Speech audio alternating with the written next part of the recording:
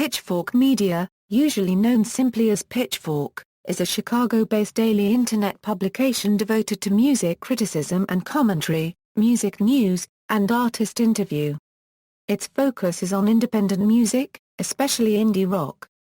However, the range of musical genres covered extends to pop, hip-hop, folk, jazz, heavy metal, experimental, and various forms of electronic dance music. The site, which was established in 1995, concentrates on new music, but Pitchfork journalists also review reissued albums and box sets.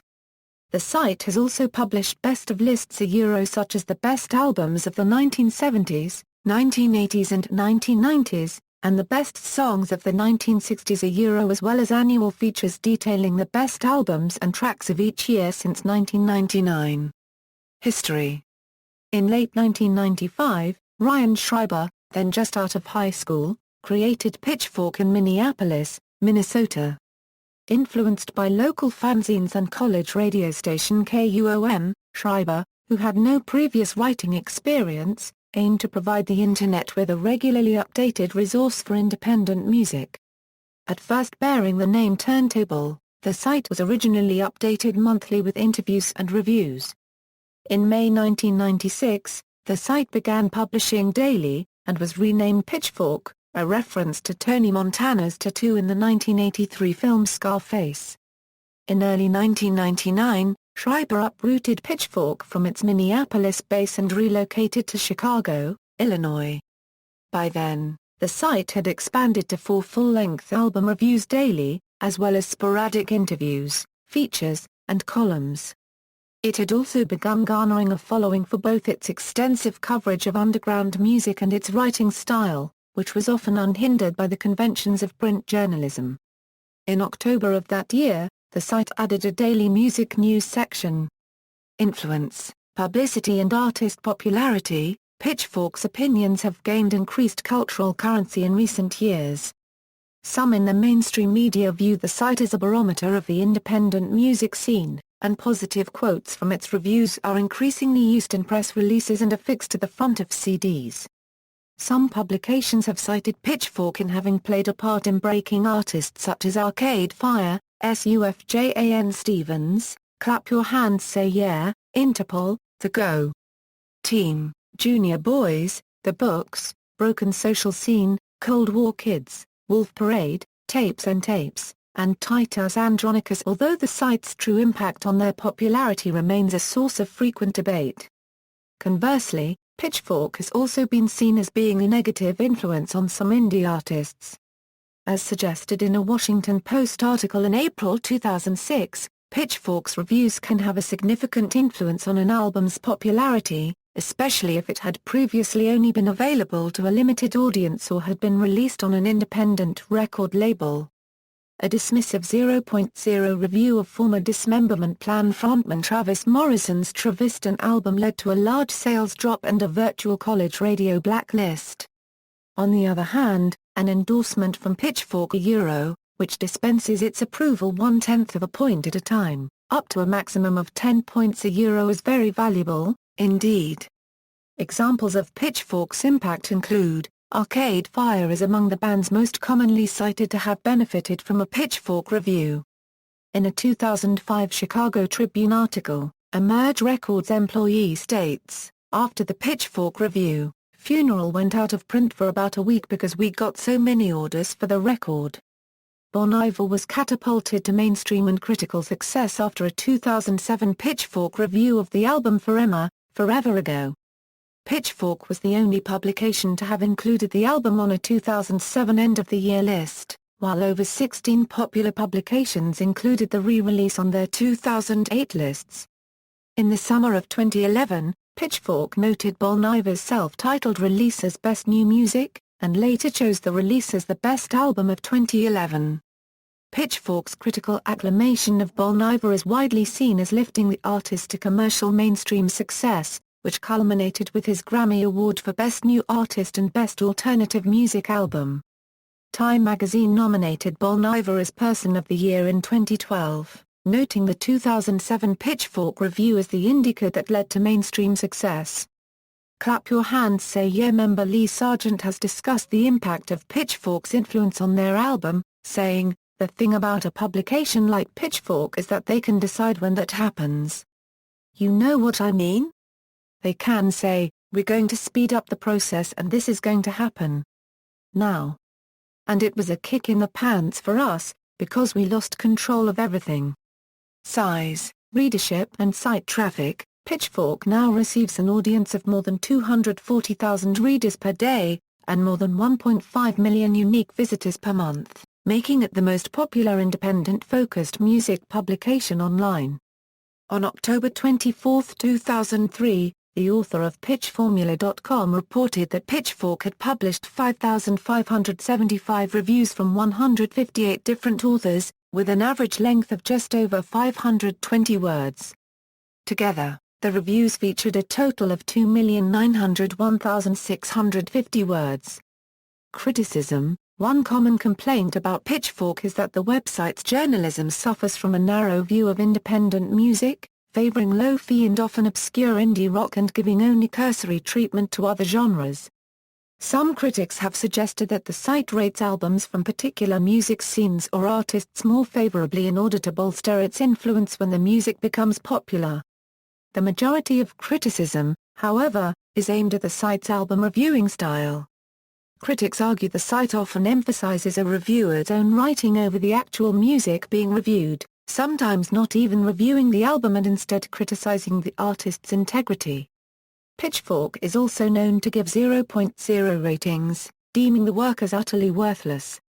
One critic wrote that Pitchfork's 0.0 rating of a particular album amounts to no more than a cheap publicity stunt for a website that thrives on controversy.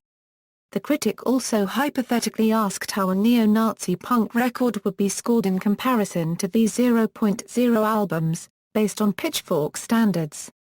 Parodies. When Pitchfork asked comedian David Cross to compile a list of his favorite albums, he instead provided them with a list of albums to listen to while reading overawed Pitchfork reviews.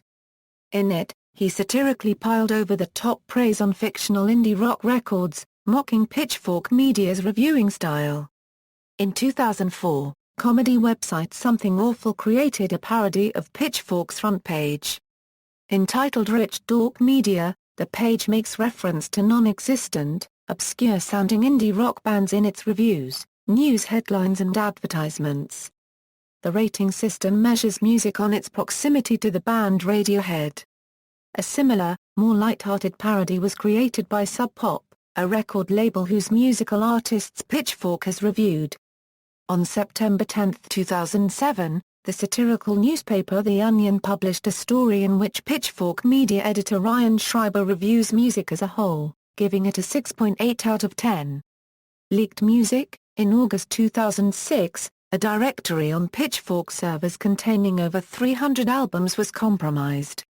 A web surfer managed to discover and download the collection, which included the Decemberists' The Crane Wife and TV on the Radio's Return to Cookie Mountain, both of which had previously leaked to peer-to-peer networks. Allegedly, one of the albums on the server, Joanna Nysoms's, had not been available previously on file-sharing networks. Deleted and changed reviews. Pitchfork has been criticized for deleting older reviews from their archive in an effort to keep up with the changing trends in indie music. One such example is the 9.5/10 review written for ska band Save Ferris' album It Means Everything.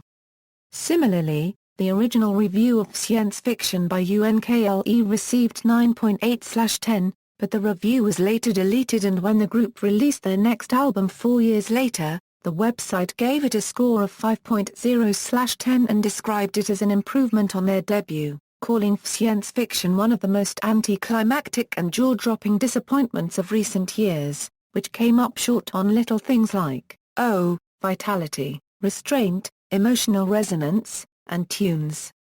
Negative reviews of 2 by Divine Right albums were also removed from Pitchfork after members Brendan Canning and Leslie Feist became successful with the band Broken Social Scene and their own solo work. Stephen Bird's deleted review of By Divine Right's Bless This Mess, on which Canning and Feist play bass and guitar, went so far as to compare the band to Retard, with a guitar. Who Wouldn't Know Rock and Roll If She Broke Into Their House and Beat Up Their Children, rating the album 1.8 out of 10. After Bell and Sebastian's comeback in the mid to late 2000s, Pitchfork removed their 0.8 rated review of The Boy with the Arab Strap from the site. The reviewer lambasted the band for writing songs that were so sticky they should be hanging from Ben Stiller's ear, and I don't mean that in a good way. Pitchfork originally gave the Flaming Lips album Zeraika a scathing 0.0/10 in a review that also derided all Flaming Lips fans. Pitchfork has also removed the 9.4/10 review for the album Things Fall Apart by The Roots. They also removed the 1998 review of In the Aeroplane Over the Sea by Neutral Milk Hotel, which initially received an 8.7. A Ryan Schreiber review of the John Coltrane album Live at the Village Vanguard was deleted after attaining notoriety for its supposedly poor writing and alleged racist stereotypes, particularly in the lines, "It's like a dream I had, I floated on the River Nile, smokin' some fresh weed, relaxin'. But I ain't ever gonna see the Nile anyhow." Additionally, Schreiber's original 7.5/10 review of a reissue of the Beach Boys' Pet Sounds, which criticized the album for being dated and passé compared to more modern albums like OK Computer, was later removed. Misinformation: Pitchfork has been criticized directly by artists for misrepresentation, most famously in 2007 by the artist MIA.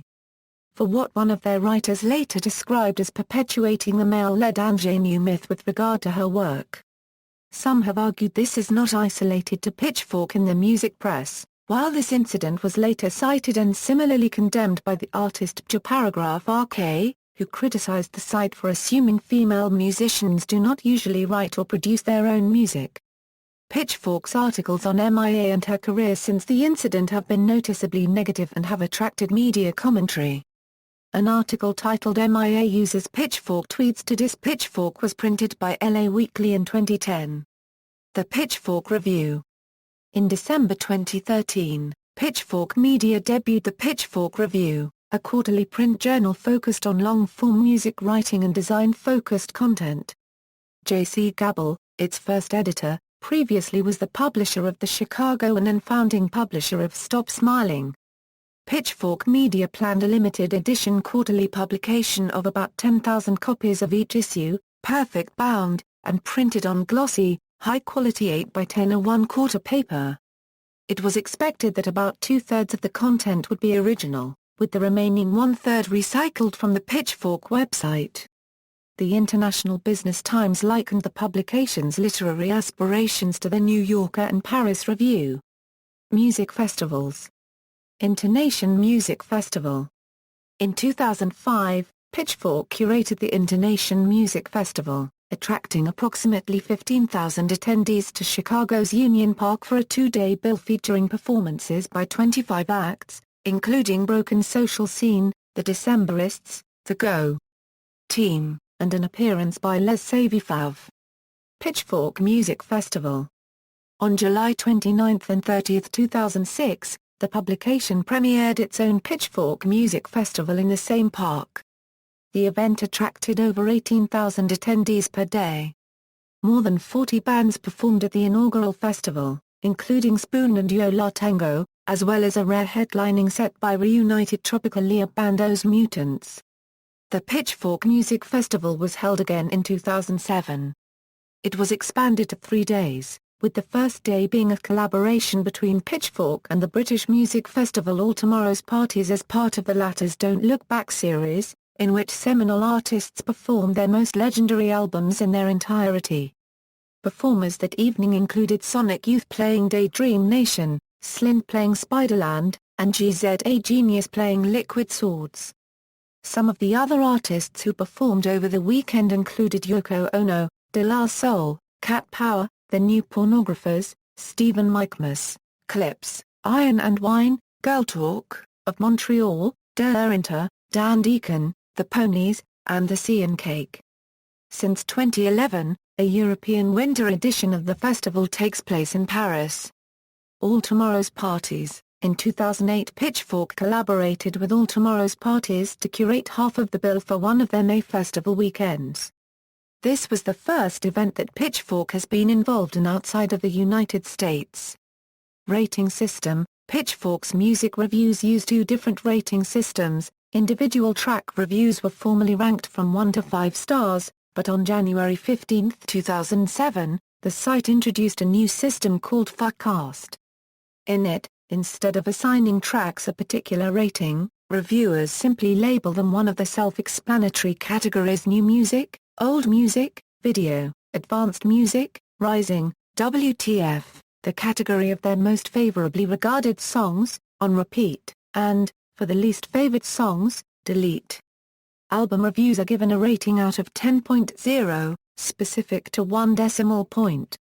On October 24, 2003, PitchFormula.com made a survey of the 5,575 reviews available on Pitchfork at that time, showing that 6.7 was the average rating. 2,339 reviews had been awarded a rating of 7.4 or higher, 2,362 reviews had been awarded a rating of between 5.0 and 7.3, 873 reviews had been awarded a rating of less than 5.0. The review for Radiohead's album And Rainbow seems to have taken a satirical approach towards the method of pay that Radiohead utilized for the album.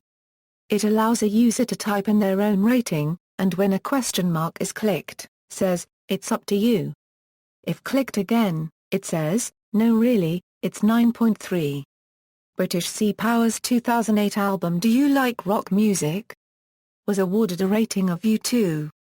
Initial release 10.0 rated albums. The following is a list of albums given a 10 out of 10, Pitchfork's highest possible rating, on initial release. The score is rare and has only been given to 11 albums since the site was launched in 1995. Several more albums have been given a 10 on re-release. Relaxation of the Asshole, a comedy album by Guided by Voices singer Robert Pollard, was awarded a dual 0.0 and 10.0 on initial release. A later site redesign changed the rating to 0.0 only, although the explanation for the unusual rating remains in the text of the review. Subsidiary websites. Pitchfork TV. On April 7, 2008, Pitchfork Media launched Pitchfork TV, a website displaying videos related to many independent music acts. It features bands that are typically found on pitchforkmedia.com. Altered Zones. On July 7, 2010, Pitchfork announced Altered Zones, a blog aggregator devoted to underground and do-it-yourself music. Altered Zones was closed on November 30, 2011. Nothing Major. On December 26, 2012, Pitchfork launched Nothing Major, a website that covered visual arts such as fine art and photography. Nothing Major closed in October 2013. The Dissolve. Pitchfork Awards. Pitchfork Album of the Year. Pitchfork Track of the Year. See also, List of albums awarded Pitchfork Best New Album, The Pitchfork 500, Internet Music Journalism, CMJ, Consequence of Sound, Drowned in Sound, I Love Music, Pop Matters, The Quietus, Stereogam, Tiny Mixtapes, References. External links, Pitchfork sites, The Pitchfork Review, Pitchfork TV, Pitchfork Media, Pitchfork Music Festival, other links, giving indie acts a plug, or pulling it. Listen to this. Pitchfork e-zine tells indie fans what's hot and what's not. The Pitchfork Effect. Interview with Ryan Schreiber, the Joanna Newsom leak, unofficial PFMS web board.